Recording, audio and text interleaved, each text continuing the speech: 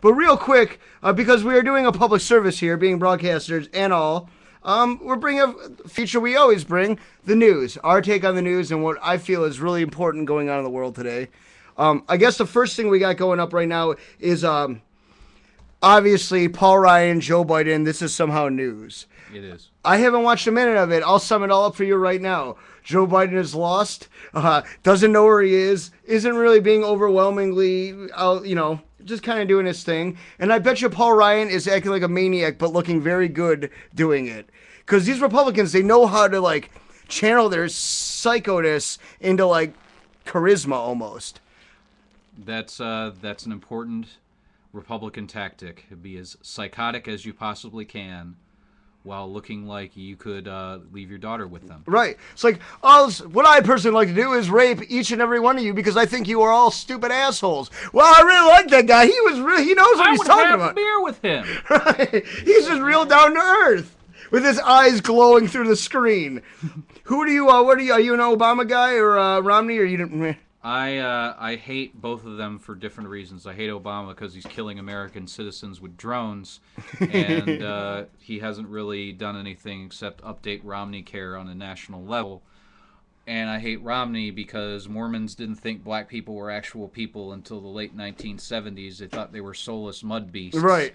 Until then. I also hate him because he used to be a moderate. Now he's had to go ultra-conservative. And that's the way a lot of these Republicans have. You saw McCain in the last election. He was usually the voice for, like, Republican reason. And then he just, I think when they give you that, they sit you down when they're putting you up on the bill. Like, no, you got to conform. All right, John, listen, all right? Our main constituency here is right-wing nut jobs that live in the middle of nowhere. They got a bunch of guns, and they hate fags. Right. So go for it. Exactly. How do you feel about gay marriage? Well, I actually think that... Nope. Stop it there. So, yeah, I mean... and that's why you get psychos like Paul Ryan and Mitt Romney, because that's the... I personally think the Republicans are trying to tank this. They want Obama to have 8 years to absorb everything George Bush did. And yes, Obama has made mistakes, and I don't like a lot of things that Obama are doing. And I don't like the fact that I'm lumped in with a bunch of maniacs in Bedford that are jumping around hooting and hollering about an Obama phone. Yeah. Romney sucks. Bad! When we get sound effects going, that you'll be hearing that one a lot, I'm sure. Nobody in Cleveland is lumping you in with Bedford. We know that Bedford's the east side. Right, that's true. That's my people. Right. I love that, too. See, we get old Brooklyn, you get Bedford. That's the fair... we broke it up. We get Bedford and East Cleveland. So I personally think that, whether you like Obama or not, we can't change now. And I think there has been some improvement in the country. I look around here, there are jobs back, the auto industry's back, people are flying again. You hear less about big companies shutting down and falling apart in the last 4 years. Obviously, it takes a long time to fix. A lot of the things are still a lot of things that Romney is attacking Obama for are things that Ronald Reagan put into place. Mm-hmm. So it's just, you think we had 8 years of Bill Clinton, that's fine. But really, other than that, I mean, in my lifetime, it's pretty much all Republicans. You had 8 years of Reagan, 8 years of Bush, 4 years of Bush Sr. I mean, so I think it takes a while to switch that. The Republicans are no longer about states' rights. They think that states' rights is corporate rights, and they're confusing the two. Less government doesn't mean... It should mean that states have the ability to govern themselves and that there is government help. It's not so that giant companies can go unchecked and not have anyone filter them and that unions are banned and that it's just these guys try to sugarcoat what they're really going after into things that like they think Americans will relate to. They're trying to establish corporate oligarchy, and I can't stand for that. No, and the problem is it's not going to work because there are, like you said, there are a lot of poor people with guns in this country. A lot. And I don't know, angrier. America kind of has this thing about revolutions. We're kind of famous for it. We kind of started it and have implemented it in a million different countries to good and bad results. Many bad. Right. The Arab Spring. Sorry, Africa. Yeah, right. Africa, South America. Just don't look at any of those parts of the world. No. Ignore all the commies in South America, and we're good. Right. But so that is, I guess, the main story. However you believe, I think you're a psycho if you think Romney's still a candidate. But I think Paul Ryan's gonna look better. But like I said, I think Paul Ryan's crazy. So what does it matter? All right, here we go. Some important stuff. Let's see. Okay, this is more of the zombie apocalypse crap, Yeah. and people are getting out of control with this. And I talked about it earlier, but in Maine, drivers have gone. They're putting up a sign that says "Danger, zombies ahead." They've done this already. Is this a repeat from 2 years ago? Yeah, I think this is something that they in Portland, No. or maybe it's just spreading out. I mean, It's more people are doing On like it. a construction sign? yeah, Yeah. yeah, Yeah. It's been done, but good for you for being edgy yeah. out there in Right. Portland, Maine. It takes a while to get to Portland, Maine. Except gay marriage, of course. They're Yeah. on top of that. If you're gay, then they're progressive. But any other the rest of the society of this country, they don't know what's going on. Do you like dick and lobster? Come to Portland, Maine. That should be their saying. It should be a big like a lobster with a dick in its claws. This is uncensored on Ustream. This is where, like you said, this is edgy Cleveland. This is the show where we talk about lobsters and dicks. So watch out for zombies if you're on the road. I-90 has been backed up every morning. 480, actually, 271 split. There's zombies there every morning. That's what holds us back. Oh, thank goodness I don't travel that route. The RTA rarely gets on 271. Right. And if it is, you know you made a mistake. Yeah. It's usually. awful over there in the morning. It really is. So, and in a dangerous world, it's not just America that's crazy. Canada is getting very dangerous too. There are people stealing maple syrup. Uh-oh. 600 barrels of maple syrup went missing. Last month, the Federation of Quebec recorded a huge quantity of missing maple syrup. Who, I wonder, monitors? There's like only Canada would have a government official that like checks the maple syrup all throughout the country. He loves his pancakes. Right. Well, hey, listen, it's Canada. You can't have shitty maple syrup, all right? Aunt Jemima will not fly in Canada. Or Vermont or Maine. No. Well, Aunt Jemima won't fly in Canada because she's black. And they're That's like, true. nope, no minorities allowed. They're politely racist, though. It works. Isn't Canada made of all like maple trees? Can't they just make some more syrup? But listen, you can't have things out of control. You can't have rogues just black marketing their own maple syrup, dude. All the provinces will fall. Saskatchewan, Alberta, they're all going to go, okay? We got to keep things in check. It's a sticky situation. Oh, See what I did there? that was great. You think like the Huffington Post. You should write headlines for them, Jimmy Shear. Could be a new no. job. Fuck the Huffington Post. That's where I get all my news from. So you could take that as, you know. So what's the next Huffington Post article we got? What's next on he's the moving us liberal on. agenda, Yeah, Nick he's moving Wolf? us on. I know. Hey, at least it's not USA Today. Yeah, well, there is that. Are used enemas allegedly returned by Ronald Eugene Robinson to Florida pharmacies. Prosecutors say a Florida man resealed and returned used enemas. How does that work? These didn't Enemas melt, don't they? And it would be in a stool, like if it was a suppository. Well, is this fleet enemas or is Is this? he shoving the Well, tube up there? Jimmy Shear knows more about enemas than I do. Well, I mean, I have a lot of butt sex. So That's true. You gotta have- stay clear, right? Yeah, you have to. I mean, you don't want shit on your dick. You so- really are a perfectionist, Jeremy Shear. Well, if I'm gonna have butt sex, I don't want shit on my dick. Authorities say customers who purchase the enemas have been notified. Imagine having to make that call. Wait. So he's repackaging the enema Yeah, and and returning them. Oh yeah, he's getting off on that. That's not saving money. I That's know. Yeah, right. resealing the enema Yeah. in the package. So that's just what you take as irresponsible. There's foul play going on there. They're not that should be a definite no return thing. Like you can't take back cigarettes that you buy. You shouldn't be able to take back enemas either. And so they had to call all the customers and be like, "Hey, you know those enemas we sold you? Some dude, they've already been, they've been where they need to go once. They're experienced. Please sniff your enema before you Do they use slide it. up easier if they've been used and broken in? It's like a pair of shoes." Right? Yes. Maybe Yes. used enemas are better on the butt. Is he trying to spread AIDS? That could be. Can AIDS be spread by the butt? Oh, yes, the AIDS Yes. has approved that. Yes, they can. Yes. All right. As a matter Actually, of that is the fact. main place for AIDS to be spread, through the butt. Yeah, well, there's a lot of tearing that happens there if it's good. Well, that's why people need to be lubed up and enemaed up so you can get proper friction. So the power bottoms can be the power bottoms and the bears can be the bears. It's not just gay people that have butt sex. Happy I National understand. Coming Out Day. No, I know, girl, but I find it's best when a girl doesn't understand. Not, when it's coming though. So you gay like guys will. surprise butt sex. Yes. Oh yeah, you got to see that look on their face. They're like, oh, and they get really big, like Beavis and Butthead when they like close up on them screaming. That's what I want to see out of a girl. I just like a dirty girl to beg for it, and then Oh, that's true too. that's more what. Especially when they're like, your dick is so small, my pussy can't even feel it. Put it in my butt. Just put it in my butt. That's exactly what I get. So this is where the news leads us. This is what we get when we follow the public flow.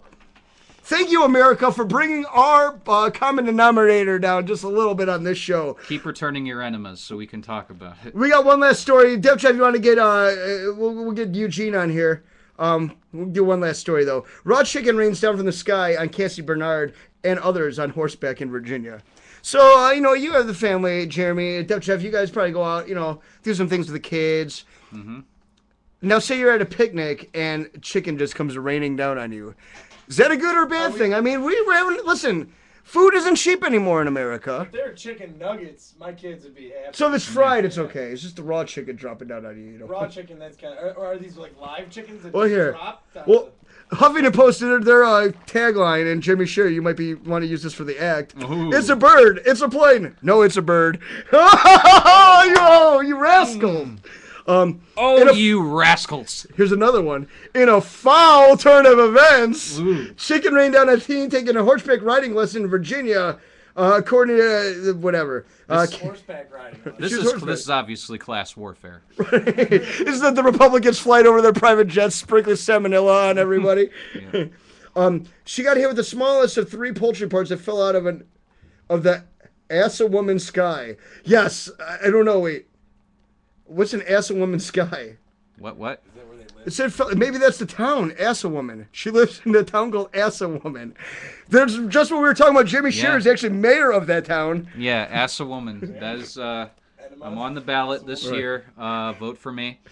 She was wearing a vote for Jeremy Shear is a vote for the future of Ass a Woman. Right. If you care about Assawoman. She was wearing a helmet so she wasn't injured by the foot-long piece of meat. Probably the best quote line I've ever had to read during this show. Best single line. The weird rain has everyone scratching their heads. So... the processing plant. Oh, so Tyson Foods. They asked them if it came from them, and they denied it.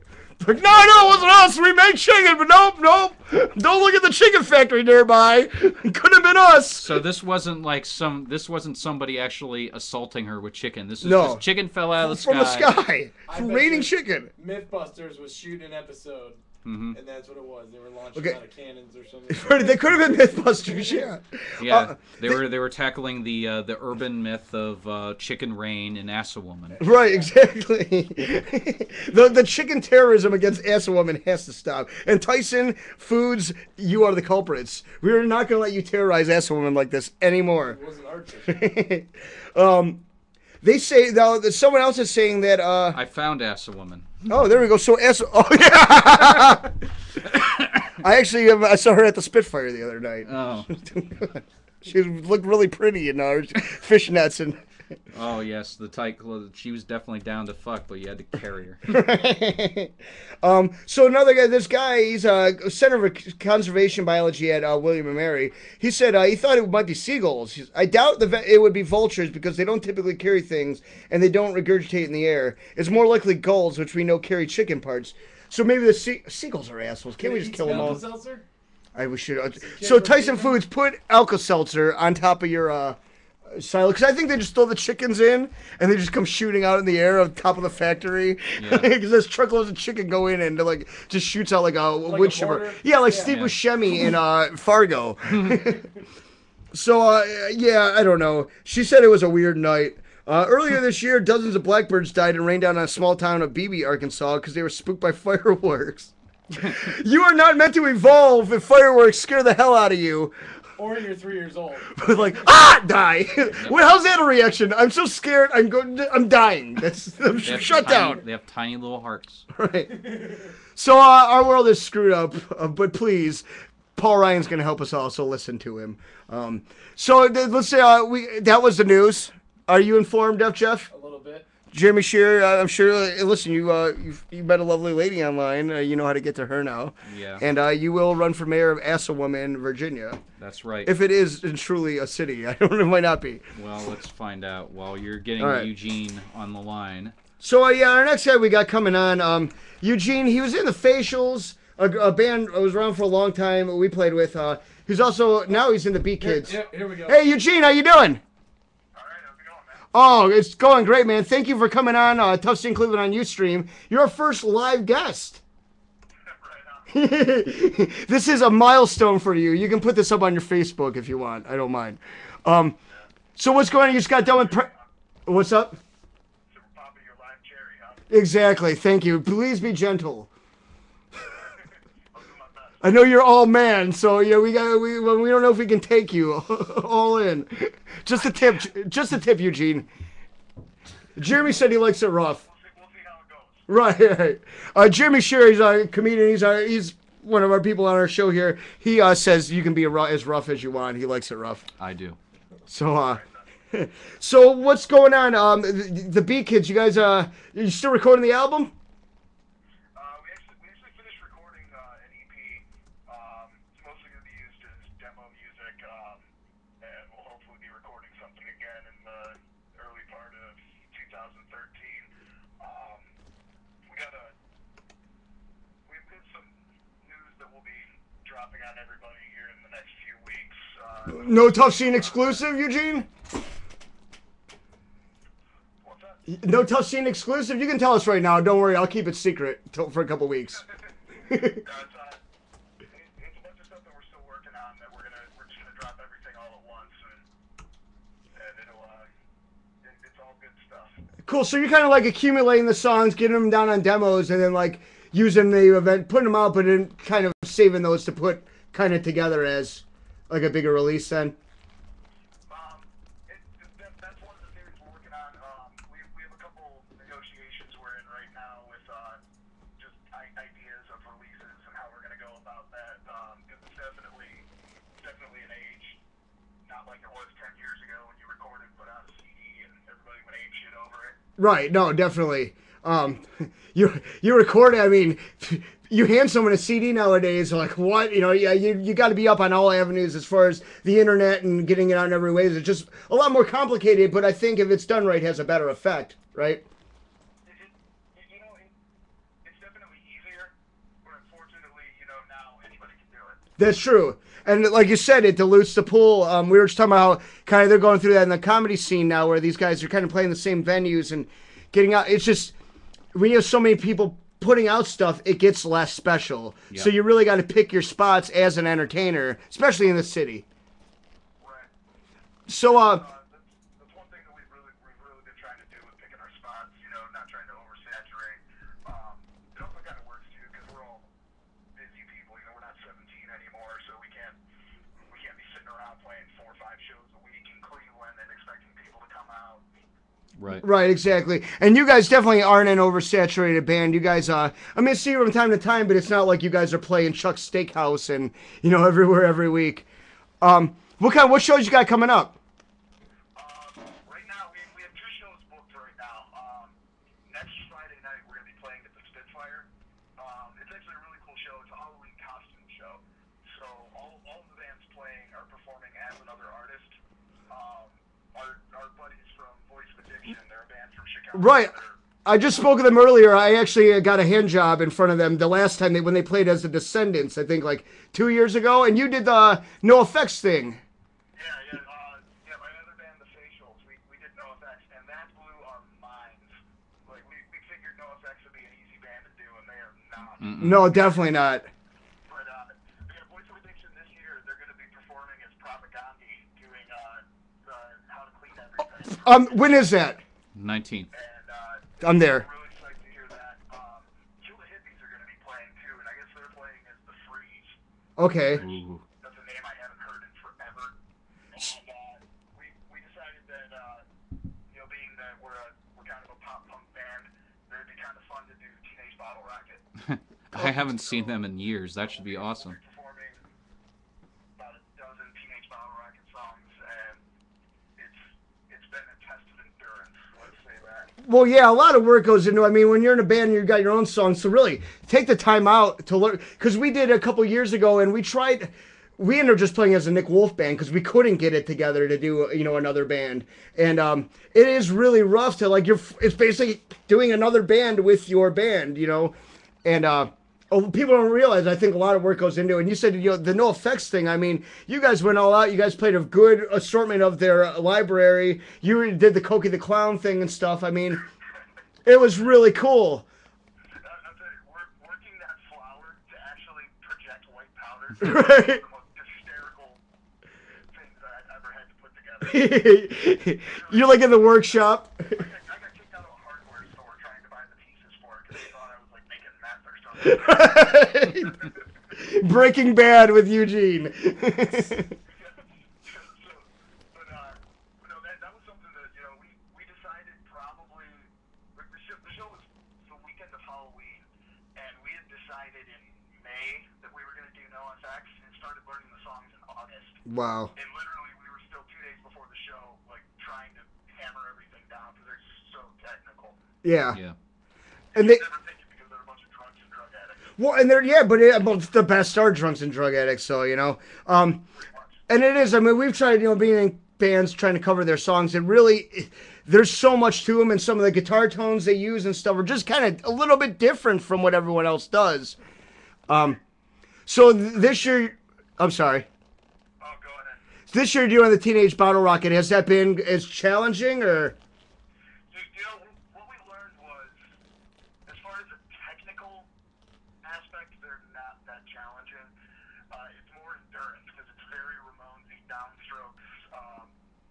All the structures of the songs are very similar, and it's all melody and vocal driven. So it's been a real test of endurance trying to get everything down at the right pace and tight. But one of the things we learned from doing the No Effects show is learning a whole set's worth of another band's repertoire. Really makes you as a band tighter and understand how the transitions should go. And even in your own music, it makes you so much tighter. Because the Facials, the first show we played after that, we were way tighter than we had probably ever been. Right, because you have to be on a level where you're playing someone else's songs, exactly the mistakes because someone else wrote it, so you're trying to play along with them. So it opens your mind to looking at your own songs, kind of like, all right, yeah, this has to be crisp and on, because you're just in that mindset. I mean, these guys, Well, the audience expects. right, and the work these guys do to put into it, they're a professional band for a reason. This is professional work they're putting in to writing these songs. So it's got to translate. It never wore off on my band. We've always sucked even more after we played covers, but for most regular bands, it should translate to really kind of having more the band just kind of looking at what they do and all members kind of being on point. Definitely, and it's something that we mess around with the Teenage Bottle Rocket songs for probably about the first hour and a half so of practice, and then the last 20 minutes or so we'll play our own music. And I've noticed in the past 2 weeks when we get to playing our own music, we're playing it a lot better, a lot tighter. There's more power to it, and I'm really liking it. And I'm especially liking the newer songs that we haven't recorded yet, and I'm really excited to start playing those in front of people. And I mean the Halloween show is definitely a fun thing to do, but I can't wait to start playing our own music again. You want to play your stuff, yeah, exactly. And are you guys now? Do you guys have a show booked, like to where you're going to be? You said you had 2 shows.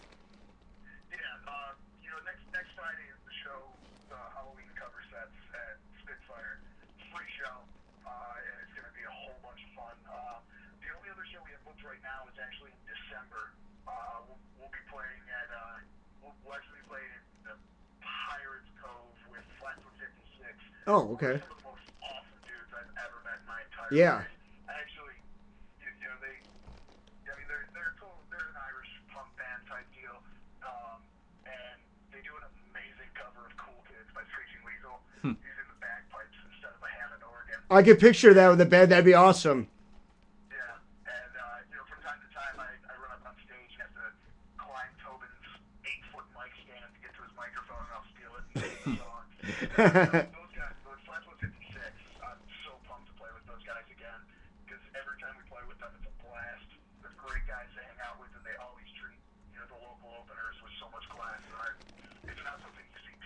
No. No.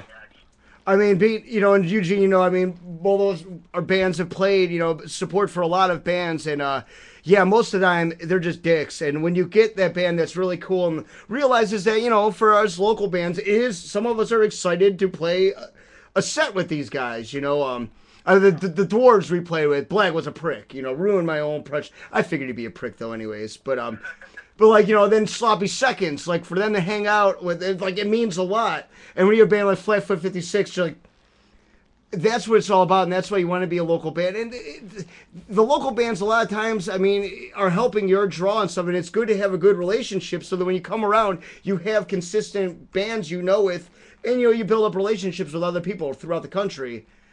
I think they take that. That's something that Flatfoot really gets. Like every time we play with them, it's such a blast. We sit around, we bullshit with them all night. Another band that's really good with that is Holy Bread. Yeah. I expected those guys, in all honesty, without ever meeting them, to be kind of pretentious, and they were so cool. They were disappointed that you were so pretentious, though, right, Eugene? Like all the celebrities he's met and how it's blown his mind, and It's cool when they act like, yeah, they're real human beings just like us, right.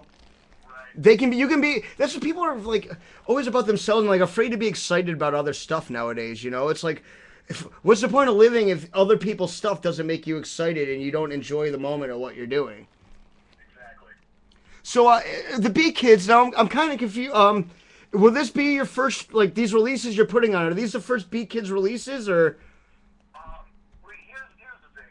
Beacons were actually, we started in 2006. Okay, so it was during the facials time still. It was right after I had left the facials to go to school and wanted to start a new band because I had more free time than I thought I had. And so, I started the band with a couple friends, and it was a total Queers, Freaking Weasel, Ramones ripoff. Right. And we recorded a 5-song demo, and we played around for about a year, but it got to a point, the bass player that we had was just completely intolerable, and he was a junkie. I don't tolerate junkies. You gotta have you gotta fire at least one junkie at a certain point in a band, though, right? So it got to a point after about a year of playing that I couldn't do it anymore. It wasn't fun, so I stopped. Didn't play for a couple years, and I got back together with the facials. Then I think it was probably about 2 years ago now. All of the guys from Beat Kids minus the junkie were at Sam, our guitar player's house for his 30th birthday. But then I realized we were all there, and I was like, I wonder how many of these songs we remember.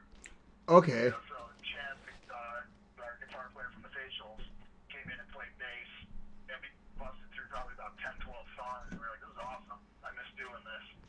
So, we gave it another go, and the sound definitely started maturing. Right. It's not at all the Ramones style anymore. It's we've been compared a little bit to bands like Dear Landlord or Banner Pilot recently, and it's kind of a cool thing because I guess the whole Midwest punk thing has kind of created its own sound, and I love that you can hear a band now and tell that they're from Cleveland or they're from Chicago. Right. It's not so much the East and West Coast thing anymore. Except the Nick Wolf Band, our sound translates through all hemispheres. I wish I could fit into a sound that we were like, no matter how I try, it just doesn't, like, no, it doesn't work. You're your black sheep, asshole. Well, the funniest thing about it was, we started writing all these new songs, and, they sounded way different than, Beat Kids 1.0. And, somebody came up to me and said, man, this song sounds a lot like Banner Pilot, and I had never heard that band before. Oh, you don't know Banner Pilot? I got them on my iPod right now. No, I'm sorry, Eugene. Yeah, so I'd never heard them before, so after, playing the song a few times, I went and looked them up, and I was like, holy shit, they sound a lot like that band. Yeah. But I mean, it's cool, to know that there's other bands that are making the same sound that we're making. Right, and there's a niche. That's how, not without copying each other, but that's how certain areas explode, regions explode. I mean, you look time and time again, whether it be New York, the Lower East Side or Upper East Side of New York, in the 70s, the Northwest in the late 80s, wherever it may be, LA in the 80s, DC in the early 80s and stuff. There's always bands that have not exact sounds, but similar sounds, and that's kind of how they blow up because one gets lucky and it's able to it opens people's minds up to, okay, yeah, well, I like this too, and that is definitely the best way to do it, and it is good. I think what it comes is a lot of you guys, a lot of your bands are bands that are influenced by your early, your general punk rock. But as you became playing that stuff, you became better players and better writers, and I think things evolved from that. But to me, it sounds from what I've heard of you guys and some of those other bands, that it's progressed from what is really just that natural kind of rock and roll sound. Right, and this band definitely, it sounds really cliche to say it, but everybody in this band has such different realms that we've come from. Like coming into punk rock, I was all 70s New York. Right. Like, I loved all that stuff coming out of New York. And Chad is way more into like the mid 90s Fat Wreck sound, a little more hardcore. And we're pretty much all over the place, and it meshes well into a sound that we all really dig, and it's been going over pretty well at our shows. Yeah, definitely. So, awesome, man. Well, we're kind of up against it here, but Eugene, the B Kids playing October 19th at the Spitfire, and that's with Voice of Addiction doing Propaganda. You guys will be doing Teenage Bottle Rockets, and the Kill the Hippies will be doing who? Freeze. The Freeze. So that's gonna be a great one. I will be there. I'm saying right now, I will be there. I love, I like Propaganda, but Manifesto is one of the greatest 90s punk albums, definitely. So I'll be going nuts. I'll probably get another hand job that night. So, Eugene, if you see me smiling in front of the stage, do not look down. Please. Because I don't want... The Voice of Addiction hates me now. I don't want my relationship with you ruined. I think we're pretty cool, You don't need to see my pecker. So... You're in a digital age, man. There's cameras everywhere. That's true. I got a camera in front of me now. I've been really resisting. Jeremy Shearer, actually, I'm sitting next to him. His pants are down. He's going. He's not doing anything, but he's ready. Yet. Right. So Eugene, thanks, man, for coming on. And then with December, where's that at in December? December 22nd at the Pirates Cove At- with 56. With Flight, you can't. I mean, I don't even need to say anything to promote that. That sells itself right there. That's going to be a great show. And look, you'll have more updates and announcements on you. What's your Facebook? Or, what's your web information? You'll be able to find us on Facebook. Just go to facebook.com/BeatKidsCLE. All right, we got it. We posted a link in the chat too. Cool, awesome.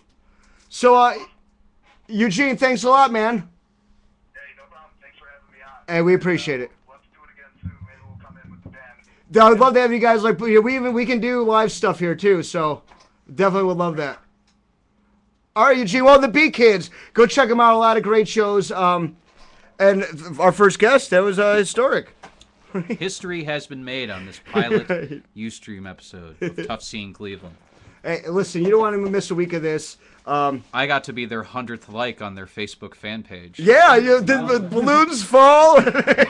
You get to hang out with Def Jeff for a weekend. It's great. It's like the Mushroom Head weekend, but way cheaper.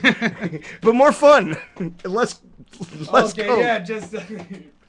Whatever. This is live. This is DIY. I can talk about people. It's a joke. When I say someone's a coke addict, doesn't mean they necessarily are. That means they like Coca-Cola. Right, exactly. But listen, Always. Santa Claus loves coke, okay? All right, well, we're going to wrap it up here. But Jeremy, you got any parting thoughts you want the people to leave with today? Parting thoughts. Like plugs. Well, if you're listening in the Cleveland area, right now at the Saxonheim, there's a show going on. That's over on West 67th and Denison. And right there on the corner. yeah, I'm probably going to head over there in a second here. Oh, nice. See if I can bully my way on stage. You never know. Right. But That's all I've ever done. Yeah, that's gone on every Thursday over there at the Saxonheim at 9:30. Also, that's probably the only like really, really, really good Thursday show. other than the Blind Pig downtown, but then you have to go to West 6. Yeah, right. And, And automatically $300 disappears from your pocket just yeah. stepping down there. Well, admittedly, I mean, the Blind Pig shows, that's Ramon's thing, and he's had Nikki Glazer drop in. So, I mean, you never know what's going to happen there. But Saxonheim's where I'll be. And like I said, November 4th, I'm doing my DVD taping at the Stone Tavern in Kent. Doors are at 5, shows at 6. I know it seems a little early, but, you know, that way we have more control over who comes in the bar. Right, right. Because, I mean, we're locking the doors and doing the taping. Oh, see, this will be a closed thing, so get there early, and it'll be an intimate evening. And if you don't laugh, the doors will be locked, so Jimmy Shear will unleash poison gas on all of you. Somebody might secretly replace my drinks with acid, and then you don't want to be not laughing. Right. You may see a drugged up, out of his mind Jimmy Shear. You may. I may violate my probation for the sole purpose of creating something entertaining for lasting generations. Right. Well, are you shooting to have that done, like released? I'm hoping to have that released early next year. I still have to do the inserts. I'm taking pictures of everywhere I've performed ever. Oh, that's cool. Aside from out of state, because I'm not going down to Fort Lauderdale because the metal ward's gone, and I'm not going to Pittsburgh. I'm not going. Those are two places I never went: Fort Lauderdale and Pittsburgh. I haven't had good experiences in Pittsburgh. I'm hoping that will change once my act kind of changes. The last show I did out east, I ate shit for 20 minutes, and they got my opener really, really drunk and told him how much they hated me. And meanwhile, I was driving him home, so he's like fighting with them while he's taking their shots. It was ridiculous. So always a good time at the comedy show. Oh yeah.